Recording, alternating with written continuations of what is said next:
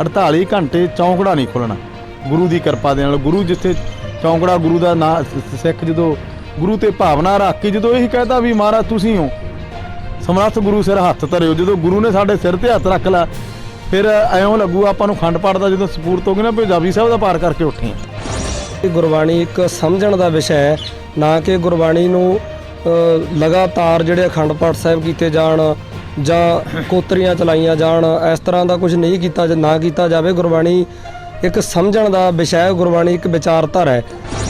जो पहली बारी अखंड पाठ इत्थे कीता साडे नगर दे विच उदों चंबे दी लोकां नूं गल हो गई भी यार साडे पिंड दे विच कल्याणी सिंह ने बाणी पढ़ी है। रात नूं भोग तो एक दिन पहलां 12 वजे संगत आउण शुरू हो गई सी जी। इत्थे उत्साह सी सारा, गुरु का दर भर गया सी संगत नाल, ठाठा मारदा घट सी संगतां सिद्धा जोगियां वल्लों लंबा लंबा समा बैठ के जिहड़ा हैगा वो अभ्यास किया जाता सी, रब नूं मिलण दे यतन कीते जांदे सी। तुसीं भी लंबा समा बैठदे हो।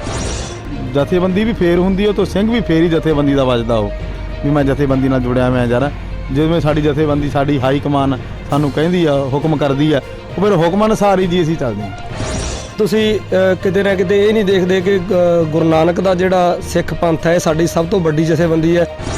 ਮੈਨੂੰ ਜੀ ਦਸਵੇਂ ਦਾ ਵੀ ਗਿਆਨ, ਸੂਰਜ ਪ੍ਰਤਾਪ ਦਾ ਵੀ ਗਿਆਨ, ਮਹਾਰਾਜ ਦੀ ਕਿਰਪਾ ਜੀ। ਤੇ ਬਾਕੀ ਜੀ ਦਮਦਮਾ ਸਾਹਿਬ ਮੈਂ 93 ਤੋਂ 97 ਕੋਰਸ ਕੀਤਾ। ਸਰਦਾਰ ਪ੍ਰਿੰਸੀਪਲ ਲਾਭ ਸਿੰਘ ਸੀ ਜੀ ਉੱਥੋਂ, ਉਹਨਾਂ ਦੇ ਮਤਲਬ ਸਾਡੇ ਕਾਲਜ ਦੇ ਪ੍ਰਿੰਸੀਪਲ ਸਨ। ਉੱਥੇ ਮੈਂ ਰਹਿ ਕੇ 3 ਸਾਲ ਕੀਰਤਨ ਦਾ ਕੋਰਸ ਕੀਤਾ। ਸਿੰਘ ਸਾਹਿਬ बहुत ही सत्कारयोग, साढ़े मालवे की बूरी साढ़े दोस्त भी है, साढ़े मित्र भी है, वो मेरे वड्डे भाई भी है। श्री अकाल तख्त साहब के जथेदार ज्ञानी हरप्रीत सिंह जी जे 3 साल मेरे नाल एक मेज ते जी असीं प्रशादा छकिया दोनों ने। सिखिज़म टीवी देख रहे तमाम दर्शकों का बहुत बहुत स्वागत है।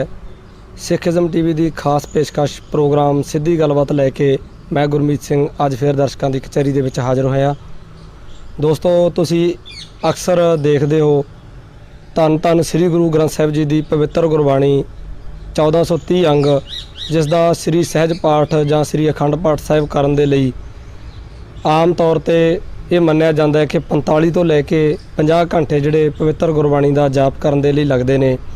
ते अक्सर जदों अपने पिंडां शहरां दे विच गुरुद्वारा साहिबानां दे विच अखंड पाठ साहिब कीते जांदे है, 5 ਸਿੰਘਾਂ की ड्यूटी लगती है तो 5 ਸਿੰਘ 2-2 घंटे वारी सिर ड्यूटी निभाते हैं तो अखंड पाठ साहिब की सेवा जी संपूर्ण करते हैं। लेकिन तुसी बहुत घट ये देखा तो सुनिया होगा कि सिर्फ एक सिंह श्री गुरु ग्रंथ साहिब जी की संपूर्ण गुरबाणी का जाप इक्को चौंकड़े पूरा अखंड पाठ साहिब कर सके। अजिहे बहुत घट शख्सियतां सिख कौम दे विच हन। जी हाँ, अजिही एक शख्सियत दे नाल अज तुहानूं असीं रूबरू करवावांगे। बठिंडा जिला के पिंड काल झराणी विखे अज इस वेले असीं मौजूद हाँ अते पिंड काल झराणी दे विच स्थित गुरुद्वारा साहिब पातशाही 10वीं इत्थों दे मुख सेवादार बाबा राजा सिंह जी साडे नाल इस वेले मौजूद ने, जिहड़े कि इस तो पहलां कई बार एक चौंकड़े श्री अखंड पाठ साहिब इकल्ले संपूर्ण कर चुके ने। इन्हां दी जिंदगी दे तजर्बे ते इन्हां दी गुरबाणी दा जिहड़ा पढ़न का अभ्यास है उस बारे आप दर्शकों के नाल विचारां की सांझ करनगे। सब तो पहला बाबा राजा सिंह जी का सिखिज़म टीवी ते स्वागत करांगे। वाहिगुरू जी का खालसा वाहिगुरू आप जी भी भाई जी बहुत बहुत धन्यवाद, महाराज चढ़दियां कला करन। बाबा जी पवित्र गुरबाणी का श्री अखंड पाठ साहिब तुसी इकल्ले एक चौंकड़े करदे हो, किन्ना समा तुहानूं अखंड पाठ साहिब इस तरह करदिआं नूं हो गया ते पहला अखंड पाठ साहिब तुसी वो कदों कीता? तकरीबन सतगुरु जी की सेवा करदिआं नूं मैनूं 8 साल तो लगभग उपर समा हो गया। महाराज किरपा करते कराउंदे बाणी पढ़ाउंदे आप ही हो। पहला अखंड पाठ साहिब तुसी कदों कीता ते हुण तक किन्ने अखंड पाठ साहिब जिहड़े कर चुके? पहला अखंड पाठ मैं जी हो गया होने 8 साल उपर भी लगभग इत्थे समा हो गया। इस स्थान ते महाराज ने सेवा लई सी मैथों ते उदों एक साडे पिंड दा सिंह भी सी नाल जपजी साहिब ते पहले बारी जदों सतगुरु जी ने किरपा कीती है तकरीबन मैनूं 8 वारी सतगुਰਾਂ ने सेवा ले ली है अखंड पाठ समूरतां दे विच, जिहदे विच कोई विघन नहीं पए। विघन ना को लागता गुर पहे अरदास। जो सिख आपदे गुरु कोले अरदास बेनती करके जांदा है महाराज कार सफले करदे जी। गुरबाणी की संथਿਆ तुसी किस विद्यालय तो प्राप्त की है अते गुरबाणी की जिहड़ी विचार है गुरबाणी कथा कीर्तन की जिहड़ी तुसी ਗੁਰਬਾਣੀ ਦੀ ਪੜ੍ਹਾਈ ਜਿਹੜੀ ਉਹ ਕਿੱਥੋਂ ਕੀਤੀ ਹੈ? ਮੈਂ ਜੀ ਇਸ ਨਗਰ ਦੇ ਵਿੱਚ ਹੀ ਸੀ। ਮਹਾਂਪੁਰਸ਼ ਇੱਕ ਸੰਤ ਬਾਬਾ ਜੋਗਿੰਦਰ ਸਿੰਘ ਜੀ, ਜਿਨ੍ਹਾਂ ਨੂੰ ਟੋਲਾ ਸਾਡਿਆਂ ਨੂੰ ਹੋ ਗਏ ਹੋਣੇ ਤਕਰੀਬਨ 12-13 ਸਾਲ। ਉਹ ਇਸ ਨਗਰ ਦੇ ਵਿੱਚ ਹੀ ਉਹਨਾਂ ਨੇ ਆ ਕੇ ਇਹ ਸਥਾਨ ਬਣਵਾਇਆ, ਸੇਵਾ ਕਰਵਾਈ ਸੀਗੀ। ਉਹਨਾਂ ਕੋਲੇ ਮੈਂ ਜੀ ਪੜ੍ਹਿਆ ਗਾ। ਉਹਨਾਂ ਨੇ ਮੈਨੂੰ ਪਹਿਲਾਂ ਜੋ ਚੌਥੀ 'ਚ ਪੜ੍ਹਦਾ ਸੀ, ਮੈਂ ਉਹਨਾਂ ਕੋਲੇ ਆ ਗਿਆ ਸੀਗਾ। ਅਤੇ ਪਹਿਲਾਂ ਉਹਨਾਂ ਨੇ ਜੀ ਮੈਨੂੰ ਸਾਲ ਭਰ ਮਹਾਰਨੀ ਦੇ ਵਿੱਚ ਅੱਖਰਾਂ ਦਾ ਬੋਧ ਕਰਾਇਆ। ਜਿਹੜੇ ਬੰਦੇ ਨੂੰ ਮਹਾਰਨੀ ਬਾਰੇ ਪਤਾ ਲੱਗ ਗਿਆ, ਅੱਖਰਾਂ ਦਾ ਬੋਧ ਲੱਗ ਗਿਆ, ਫਿਰ ਗੁਰਬਾਣੀ ਦੇ ਵਿੱਚ ਉਹਨੂੰ ਕੋਈ ਪੜ੍ਹਨ ਦੇ ਵਿੱਚ ਕੋਈ ਦਿੱਕਤ ਨਹੀਂ ਆਉਂਦੀ। ਉਹਨਾਂ ਨੇ ਜੀ ਫਿਰ ਮੈਨੂੰ 5 ਗ੍ਰੰਥੀ ਤੋਂ ਸ਼ੁਰੂ ਕਰਕੇ ਮਹਾਰਾਜ ਜੀ ਦੇ ਭਾਗ ਸੰਥਿਆ ਕਰਵਾਈ, ਧੰਨ ਸ਼੍ਰੀ ਗੁਰੂ ਗ੍ਰੰਥ ਸਾਹਿਬ ਮਹਾਰਾਜ ਜੀ ਦੀ।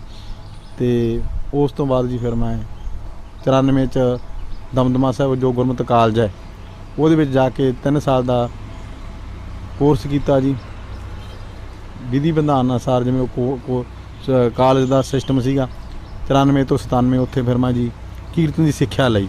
ਜ਼ਿਆਦਾ ਕੀਰਤਨ ਦੇ ਵਿੱਚ ਹੀ ਮੇਰਾ ਮਨ ਸੀਗਾ ਜੀ, ਕਿਉਂਕਿ ਪਿੰਡਾਂ ਦੇ ਵਿੱਚ ਲੋਕ ਪਹਿਲਾਂ ਸਿੱਧੀਆਂ ਧਾਰਨਾ ਪੜ੍ਹਨ ਵਾਲੇ ਹੁੰਦੇ ਸੀਗੇ, ਪਰ ਜਿਹੜਾ ਕੀਰਤਨ ਆ ਇੱਕ ਪਰਮੇਸ਼ਰ ਦੀ ਕੀਰਤੀ ਆ ਜੀ।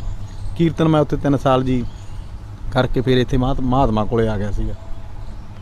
ਗੁਰਬਾਣੀ ਜਦੋਂ ਤੁਸੀਂ ਪੜ੍ਹਦੇ ਹੋ, ਅਖੰਡ ਪਾਠ ਸਾਹਿਬ ਕਰਦੇ ਹੋ, ਸੰਗਤਾਂ ਵੱਲੋਂ ਕਿਸ ਤਰ੍ਹਾਂ ਦਾ ਤੁਹਾਨੂੰ ਜਿਹੜਾ ਹੈ ਮਾਨ ਸਨਮਾਨ ਦਿੱਤਾ ਜਾਂਦਾ ਹੈ, ਅਤੇ ਕਿਹੜੀਆਂ-ਕਿਹੜੀਆਂ ਸਿੱਖ ਸ਼ਖਸੀਅਤਾਂ ਨੇ ਜਿਨ੍ਹਾਂ ਨੇ ਤੁਹਾਡਾ ਸਨਮਾਨ ਕੀਤਾ ਇੱਕ ਚੌਂਕੜੇ ਅਖੰਡ ਪਾਠ ਸਾਹਿਬ ਕਰਨ ਦੇ ਲਈ? ਮੇਰਾ ਜੀ ਜਦੋਂ ਪਹਿਲੀ ਵਾਰੀ ਅਖੰਡ ਪਾਠ ਇੱਥੇ ਕੀਤਾ ਸਾਡੇ ਨਗਰ ਦੇ ਵਿੱਚ, ਉਦੋਂ ਚੰਬੇ ਦੀ ਲੋਕਾਂ ਨੂੰ ਗੱਲ ਹੋ ਗਈ ਵੀ ਯਾਰ ਸਾਡੇ ਪਿੰਡ ਦੇ ਵਿੱਚ ਕਲਿਆਣੇ ਸਿੰਘ ਨੇ ਬਾਣੀ ਪੜ੍ਹੀ ਆ।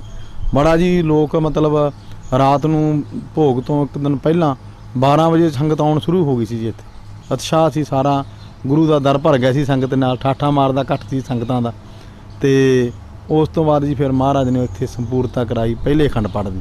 ਇੱਥੇ ਫਿਰ ਸੰਗਤਾਂ ਨੂੰ ਬੜਾ ਉਤਸ਼ਾਹ ਸੀ ਜੀ ਸਾਡੇ ਨਗਰ ਨੂੰ, ਕਿਉਂਕਿ ਨਗਰ ਦੇ ਵਿੱਚ ਜਦੋਂ ਕੋਈ ਐਸਾ ਸਿੰਘ ਹੁੰਦਾ ਹੈਗਾ ਅਤੇ ਮਹਾਰਾਜ ਕਿਰਪਾ ਕਰਦੇ ਸੰਗਤ ਦੇ ਵਿੱਚ। ਬਸ ਸੰਗਤ ਹਰ ਪ੍ਰਭ ਵਸੈ ਜੀ, ਉਹ ਸੰਗਤ ਨੇ ਕਿਰਪਾ ਕਰਤੀ ਜੀ, ਬਸ ਕਿਰਪਾ ਹੋ ਗਈ ਪਰਮੇਸ਼ਰ ਦੀ। ਭੁੱਖ ਲੱਗਣੀ, ਪਿਆਸ ਲੱਗਣੀ, ਇਹ ਸਰੀਰਕ ਕਿਰਿਆਵਾਂ ਨੇ। ਜਦੋਂ ਤੁਸੀਂ ਇੱਕ ਚੌਂਕੜੇ ਅਖੰਡ ਪਾਠ ਸਾਹਿਬ ਕਰਨ ਬੈਠਦੇ ਹੋ, ਕੀ ਤੁਹਾਨੂੰ ਭੁੱਖ ਜਿਹੜੀ ਉਹ ਲੱਗਦੀ ਹੋਣੀ, ਪਿਆਸ ਲੱਗਦੀ ਹੋਣੀ, ਨੀਂਦ ਵੀ ਆਉਂਦੀ ਹੋਣੀ? ਕਿਸ ਤਰ੍ਹਾਂ ਦੀਆਂ ਜਿਹੜੀਆਂ ਸਰੀਰਕ ਕਿਰਿਆਵਾਂ ਨੂੰ ਕਿਸ ਤਰ੍ਹਾਂ ਤੁਸੀਂ ਕੰਟਰੋਲ ਕਰਦੇ? ਮੈਂ ਜੀ ਕੰਟਰੋਲ ਜਿਹੜਾ ਮੇਰਾ ਸਿਸਟਮ ਹੁੰਦਾ ਗਾ, ਪਹਿਲਾਂ 12-13 ਦਿਨਾਂ ਦਾ ਸਿਸਟਮ ਬਣ ਜਾਂਦਾ। 15 ਦਿਨ ਲੱਗਦੇ ਆ ਸਾਰੇ, ਜਦੋਂ ਅਖੰਡ ਪਾਠ ਮਤਲਬ ਸ਼ੁਰੂ ਕਰਨਾ ਨਾ, ਦਿਨ ਬੰਨ੍ਹਿਆ ਹੁੰਦਾ ਗਾ। ਉਹ ਫਿਰ 15 ਦਿਨ ਪਹਿਲਾਂ ਆਪਦਾ 12-13 ਦਿਨ ਮਤਲਬ ਕਮਰੇ ਦੇ ਵਿੱਚ ਰਹਿ ਕੇ ਬਾਣੀ ਪੜ੍ਹਨੀ, ਵੱਧ ਤੋਂ ਵੱਧ ਖਾਣ ਪੀਣ ਦਾ ਕੰਟਰੋਲ ਕਰਨਾ। ਅਤੇ ਜਦੋਂ ਖਾਣ ਪੀਣ ਦਾ ਸਾਡੇ ਸਰੀਰ 'ਤੇ ਕੰਟਰੋਲ ਹੋ ਗਿਆ, ਫਿਰ ਮਹਾਰਾਜ ਕਿਰਪਾ ਕਰ ਦਿੰਦੇ ਆ ਜੀ। 12 ਕੁ ਦਿਨ ਲੱਗਦੇ ਆ ਸਿੰਘ ਸਾਹਿਬ ਜੀ, ਮਤਲਬ ਜਦੋਂ ਆਪਾਂ ਸਰੀਰ ਦੀ ਸੈਟਿੰਗ ਕਰਨੀ ਆ। ਫਿਰ ਜਦੋਂ ਗੱਡੀ ਉਸ ਲਾਈਨ 'ਤੇ ਚੜ੍ਹ ਜਾਂਦੀ ਆ, ਫਿਰ ਕੋਈ ਦਿੱਕਤ ਨਹੀਂ ਆਉਂਦੀ ਜੀ।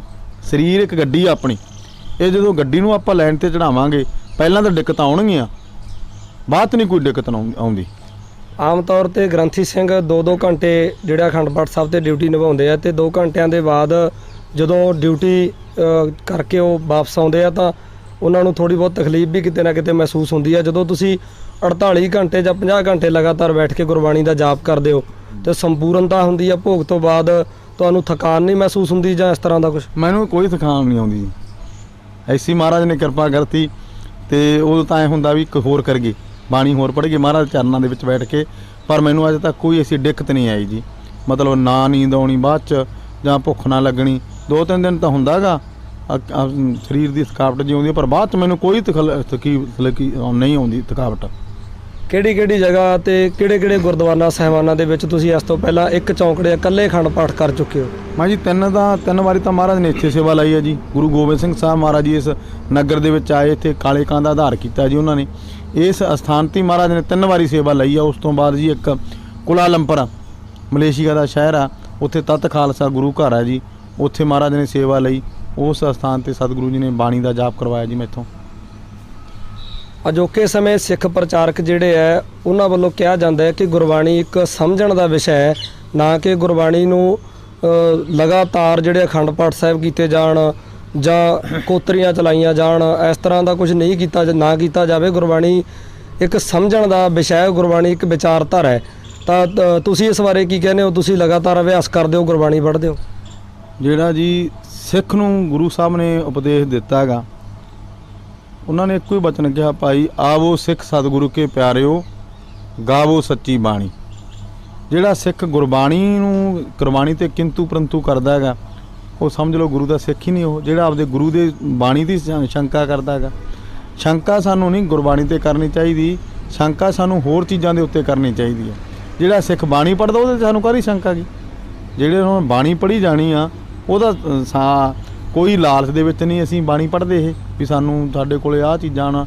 ਅਸੀਂ ਤਾਂ ਸਾਡਾ ਤਾਂ ਗੁਰੂ ਸਾਹਿਬ ਨਾਲ ਜਦੋਂ ਮਾਲਵੇ ਨੂੰ ਗੁਰੂ ਗੋਬਿੰਦ ਸਿੰਘ ਸਾਹਿਬ ਨੇ ਤਾਰ ਦਿੱਤਾ ਹੈਗਾ, ਉਹਨਾਂ ਨੇ ਖੁਸ਼ੀਆਂ ਵਰਤਾਈਆਂ, ਉਹ ਖੁਸ਼ੀਆਂ ਲੈ ਰਹੇ ਆ। ਅੱਜ ਤਾਂ ਸਾਨੂੰ ਗੁਰੂ ਦੀ ਖੁਸ਼ੀ ਜੀ ਤੇ ਸੰਗਤ ਦੀ ਖੁਸ਼ੀ ਦੀ ਜ਼ਰੂਰਤ ਹੁੰਦੀ ਹੈ। ਬਾਣੀ ਪੜ੍ਹਨੀ, ਉਹਦਾ ਅਭਿਆਸ ਕਰਨਾ ਜਾਂ ਬਾਣੀ ਦਾ ਸਿਮਰਨ ਕਰਨਾ, ਇਹ ਗੁਰੂ ਵੱਲੋਂ ਹੀ ਬਖਸ਼ਿਸ਼ ਹੁੰਦੀ ਹੈ ਮਨੁੱਖ ਨੂੰ। ਜਿਹੜਾ ਕਿੰਤੂ ਪਰੰਤੂ ਕਰਨਾ ਮੇਰੇ ਤਾਂ ਜ਼ਿੰਦਗੀ ਦਾ ਤਜਰਬਾ ਵੀ ਨਹੀਂ ਕਰਨਾ ਚਾਹੀਦਾ ਹੈ। ਪੁਰਾਤਨ ਸਮੇਂ ਦੇ ਵਿੱਚ ਸਿੱਧਾ ਜੋਗੀਆਂ ਵੱਲੋਂ ਲੰਬਾ ਸਮਾਂ ਬੈਠ ਕੇ ਜਿਹੜਾ ਹੈਗਾ ਉਹ ਅਭਿਆਸ ਕੀਤਾ ਜਾਂਦਾ ਸੀ, ਰੱਬ ਨੂੰ ਮਿਲਣ ਦੇ ਯਤਨ ਕੀਤੇ ਜਾਂਦੇ ਸੀ।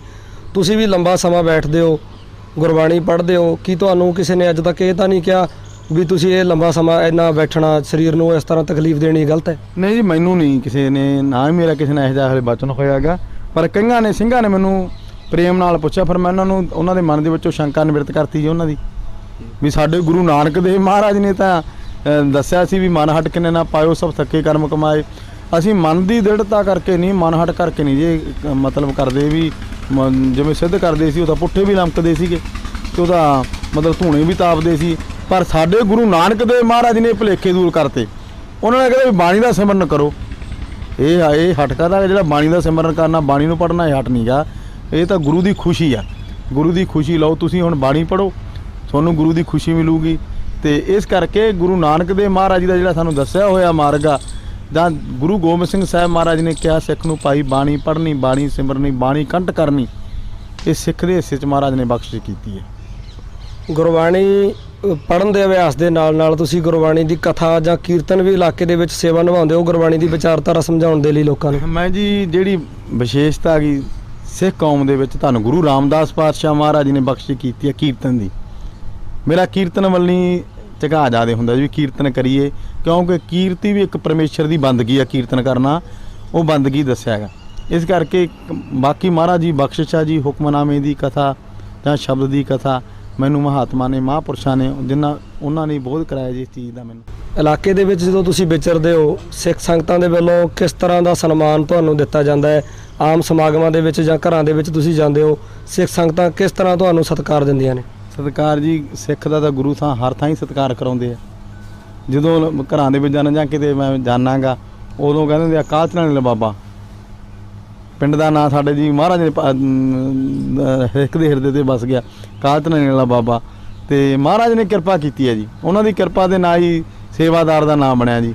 ਉਹ ਮਹਾਰਾਜ ਘਰਾਂ ਦੇ ਵਿੱਚ ਜਾਂਦੇ ਆ, ਕਈ ਪੁੱਛਦੇ ਆ ਬਾਬਾ ਜੀ, ਕਈ ਮਤਲਬ ਇਹੋ ਜਿਹੇ ਵੀ ਹੁੰਦੇ ਆ ਜਿਨ੍ਹਾਂ ਨੇ ਮਤਲਬ ਸਵਾਲ ਕਰਨਾ। ਉਹਨਾਂ ਨੂੰ ਫਿਰ ਮੈਂ ਇੱਕੋ ਹੀ ਸਵਾਲ ਮਹਾਰਾਜ ਵੱਲੋਂ ਬਖਸ਼ਿਸ਼ ਹੋਈ ਹੁੰਦੀ ਆ ਵੀ ਗੁਰਮੁਖ ਆਪਾਂ ਬਾਣੀ ਪੜ੍ਹ ਗਏ, ਬਾਣੀ ਨਾਲ ਜੁੜੋ ਤੁਸੀਂ। ਗੁਰਬਾਣੀ ਨਾਲ ਜਦੋਂ ਜੁੜ ਗਏ ਤੁਹਾਨੂੰ ਆ ਤੁਹਾਡੇ ਜਿਹੜੇ ਮਨ ਦੇ ਵਿੱਚ ਸਵਾਲ ਆਏ ਉੱਠਣੇ ਨਹੀਂ ਗੇ। ਸਵਾਲ ਸਾਡੇ ਉਦੋਂ ਉੱਠਦੇ ਜਦੋਂ ਅਸੀਂ ਗੁਰੂ ਵੱਲੋਂ ਮਤਲਬ ਸਿੱਖ ਤੇ ਕਿੰਤੂ ਪਰੰਤੂ ਕਰਦੇ ਆ, ਉਦੋਂ ਫਿਰ ਸਾਡੇ ਮਨ ਦੇ ਵਿੱਚ ਆਹ ਸਵਾਲ ਉੱਠਦੇ ਆ ਵੀ ਬਾਬਾ ਦੱਸੋ ਤੁਸੀਂ ਕਿਵੇਂ ਕਰਦੇ ਹੋ ਅਖੰਡ ਪਾਠ, ਕਿਵੇਂ ਤੁਹਾਡਾ ਇਹ ਵਿਧੀ ਵਿਧਾਨ ਆ। ਮੈਂ ਉਹਨਾਂ ਨੂੰ ਕਹਿੰਦਾ ਗੁਰਮੁਖੋ ਬਾਣੀ ਪੜ੍ਹੋ, ਸਿਮਰਨ ਕਰੋ। ਜਦੋਂ ਸਿਮਰਨ ਕਰਨ ਲੱਗ ਗਏ, ਗੁਰਬਾਣੀ ਦੇ ਨਾਲ ਜੁੜ ਗਏ, ਫਿਰ ਗੁਰੂ ਸਾਹਿਬ ਜੀ ਦਾ ਫਰਮਾਨ ਹੈ ਇੱਕ, ਬਾਣੀ ਗੁਰੂ ਗੁਰੂ ਹੈ ਬਾਣੀ, ਵਿੱਚ ਬਾਣੀ ਅੰਮ੍ਰਿਤ ਸਾਰੇ, ਗੁਰਬਾਣੀ ਕਹੈ ਸੇਵਕ ਜਨ ਮਾਨੈ, ਤੇ ਪ੍ਰਤੱਖ ਗੁਰੂ ਨਿਸਤਾਰੇ। ਸਾਡੇ ਗੁਰੂ ਪ੍ਰਤੱਖ ਹਨ, ਧੰਨ ਸ਼੍ਰੀ ਗੁਰੂ ਗ੍ਰੰਥ ਸਾਹਿਬ ਮਹਾਰਾਜ ਜੀ, ਉਹ ਸਾਰਾ ਆਪੇ ਕਿਰਪਾ ਕਰ ਦਿੰਦੇ ਆ ਜੀ। ਇਹ ਦੇਖਿਆ ਜਾਂਦਾ ਹੈ ਕਿ ਪਿੰਡਾਂ ਦੇ ਵਿੱਚ ਜਦੋਂ ਬੱਚੇ ਸਕੂਲੀ ਪੜ੍ਹਾਈ ਕਰਦੇ ਆ ਤਾਂ ਉਹਨਾਂ ਦੇ ਮਾਤਾ ਪਿਤਾ ਵੀ ਚਾਹੁੰਦੇ ਆ ਕਿ ਸਾਡੇ ਬੱਚਿਆਂ ਨੂੰ ਗੁਰਮਤਿ ਦੀ, ਗੁਰਬਾਣੀ ਦੀ ਵੀ ਸੋਝੀ ਹੋਵੇ। ਕੁਝ ਗੁਰਮੁਖ ਪਰਿਵਾਰ ਹੁੰਦੇ ਆ ਜਿਹੜੇ ਗੁਰਦੁਆਰਾ ਸਾਹਿਬਾਨ ਦੇ ਵਿੱਚ ਗ੍ਰੰਥੀ ਸਿੰਘਾਂ ਦੇ ਕੋਲ ਬੱਚਿਆਂ ਨੂੰ ਗੁਰਬਾਣੀ ਦੀ ਸੰਥਿਆ ਕਰਨ ਦੇ ਲਈ ਭੇਜਦੇ ਨੇ।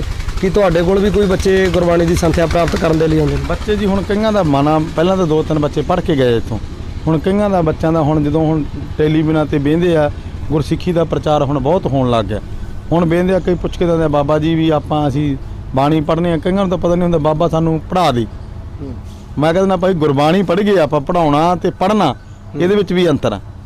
ਅਤੇ ਮੈਂ ਕਹਿੰਦਾ ਵੀ ਆਪਾਂ ਗੁਰਬਾਣੀ ਪੜ੍ਹ ਗਏ, ਗੁਰੂ ਦੇ ਨਾਲ ਜੁੜ ਗਏ। ਕਈ ਬੱਚੇ ਕਹਿੰਦੇ ਆ ਜੀ, ਹੁਣ ਉਹਨਾਂ ਨੂੰ ਮੈਂ ਆਖਿਆ ਵੀ ਪਹਿਲਾਂ ਕੇਸ ਰੱਖੋ, ਕੇਸ ਰੱਖ ਕੇ ਗੁਰੂ ਵਾਲੇ ਬਣੀਏ ਆਪਾਂ। ਜਦੋਂ ਕੇਸ ਆਪਣੀ ਮੋਹਰ ਹੈ ਗੁਰੂ ਦੀ, ਦਾੜੀ ਅਤੇ ਕੇਸ ਸਾਡੇ ਮੋਹਰ ਹਨ। ਮੈਂ ਕਿਹਾ ਤੁਸੀਂ ਪਹਿਲਾਂ ਕੇਸ ਰੱਖੋ, ਦਾੜੀਆਂ ਨਾ ਕਟਾਓ, ਫਿਰ ਭਾਈ ਤੁਸੀਂ ਸੰਥਿਆ ਦੇ ਹੱਕਦਾਰ ਬਣੋਗੇ। ਪਹਿਲਾਂ ਜੇ ਤੁਸੀਂ ਕੇਸ ਹੀ ਨਹੀਂ ਰੱਖੇ ਅਤੇ ਮੋਨੇ ਹੋ ਅਤੇ ਫਿਰ ਨਹੀਂ, ਮੈਂ ਗੁਰੂ ਸਾਹਿਬ ਆਪਣੇ 'ਤੇ ਖੁਸ਼ ਹੋਣੇ। ਸਿੱਖ ਦੀ ਰਹਿ 'ਤੇ ਗੁਰੂ ਸਾਹਿਬ ਖੁਸ਼ ਹੁੰਦੇ ਆ, ਆਉਂਦੇ ਆ ਜੀ ਬੱਚੇ ਕਈ ਜੀ।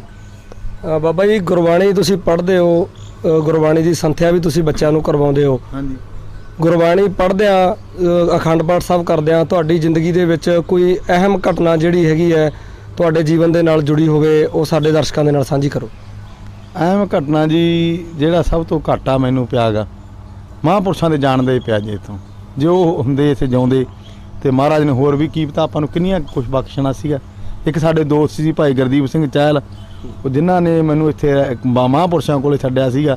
ਹੋਰ ਤਾਇਆ ਚੰਦ ਸਿੰਘ ਜੀ ਸੀਗੇ ਜੀ, ਉਹਨਾਂ ਨੇ ਇਹ ਕਿਹਾ ਸੀ ਬਾਬਾ ਜੀ ਨੂੰ ਵੀ ਸਾਡੇ ਪਿੰਡ ਦੇ ਬੱਚੇ ਨੂੰ ਪੜ੍ਹਾਓ ਜੀ ਗੁਰਬਾਣੀ, ਕਿਉਂਕਿ ਆਮ ਪਹਿਲਾਂ ਲੋਕ ਨਾ ਗੁਰਦੁਆਰਾ ਸਾਹਿਬ ਛੱਡਣ 'ਚ ਸਿੱਖ ਨੂੰ ਮਤਲਬ ਬੱਚੇ ਨੂੰ ਛੱਡਣ 'ਚ ਹੋਰ ਤਰ੍ਹਾਂ ਦਾ ਸਮਝਦੇ ਸੀ ਵੀ ਗੁਰਦੁਆਰੇ ਤਾਂ ਉਹ ਲੋਕ ਜਾਂਦੇ ਆ ਵੀ ਜਿਨ੍ਹਾਂ ਕੋਲੇ ਕੁਝ ਹੁੰਦਾ ਨਹੀਂਗਾ ਜਾਂ ਜਿਹਦੇ ਕੋਲੇ ਜਾਇਦਾਦ ਨਹੀਂ ਹੁੰਦੀ, ਘਰੇ ਕੁਝ ਹੁੰਦਾ ਨਹੀਂਗਾ, ਉਹ ਬੱਚੇ ਨੂੰ ਪੜ੍ਹਾਉਂਦੇ ਆ। ਪਹਿਲਾਂ ਆਮ ਸਾਡੇ ਪਿੰਡਾਂ 'ਚ ਹੀ ਹੁੰਦਾ ਸੀਗਾ ਵੀ ਯਾਰ ਗੁਰਦੁਆਰੇ ਨਾ ਛੱਡੋ ਤੁਸੀਂ ਜਵਾਕ, ਇਹ ਤੋਂ ਹੋਰ ਕੰਮ ਤੇ ਲਾ ਦੂੰ।